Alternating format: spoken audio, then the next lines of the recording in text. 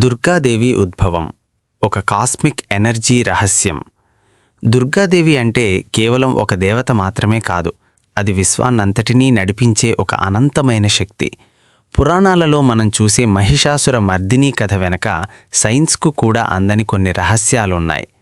మహిషాసురుడనే రాక్షసుణ్ణి చంపడానికి దుర్గాదేవి పుట్టిందని మనకు తెలుసు. కానీ ఆమె ఎలా పుట్టిందో తెలుసా? ఆమె ఏ గర్భం నుండి పుట్టలేదు. ఆమె ఒక తేజోరాశి. ఒకటి, దేవతల ఆయుధాల వెనక రహస్యం. సాధారణంగా ఏ దేవుడికైనా ఒకటో రెండో ఆయుధాలు ఉంటాయి. కానీ దుర్గాదేవికి 10 చేతులు 10 ఆయుధాలు ఉంటాయి. శివుడు తన త్రిశూలాన్ని, విష్ణువు తన చక్రాన్ని, ఇంద్రుడు తన వజ్రాయుధాన్ని, ఇలా ప్రతి దేవత తమలోని అత్యున్నత శక్తిని తీసి ఒకే చోట కేంద్రీకరించారు. అసలు రహస్యం, ఇదొక యూనిఫైడ్ ఫోర్స్. అంటే విడివిడిగా ఉన్న శక్తులు ఒక అన్యాయాన్ని ఎదిరించలేనప్పుడు అవన్నీ ఏకమైతే పుట్టేదే దుర్గా. 2. దుర్గా అంటే అర్థమేమిటి?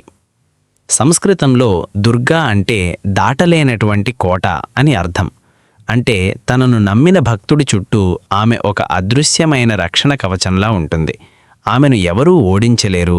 ఆమె అనుమతి లేనిదే ఏ దుష్టశక్తి లోపలికి ప్రవేశించలేదు. 3. మహిషాసురుడు మనలోని జంతు ప్రవృత్తి.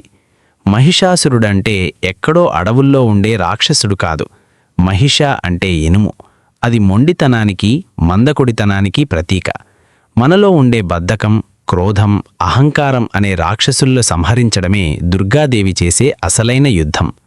సింహం మీద కూర్చుని ఆమె చేసే యుద్ధం మనలోని నిగ్రహాన్ని సూచిస్తుంది. ఎవరికీ తెలియని రహస్యాలు. నిరాకార శక్తి. దుర్గాదేవికి రూపం మనం ఇచ్చుకున్నది మాత్రమే. నిజానికి ఆమె ఒక శబ్దం, ఓంకార నాదం. అందుకే దేవి పూజలో మంత్రాలకున్నంత శక్తి మరేదానికి ఉండదు. ప్రకృతి స్వరూపిణి. ఆమె 8 చేతులు 8 దిక్కులను సూచిస్తాయి.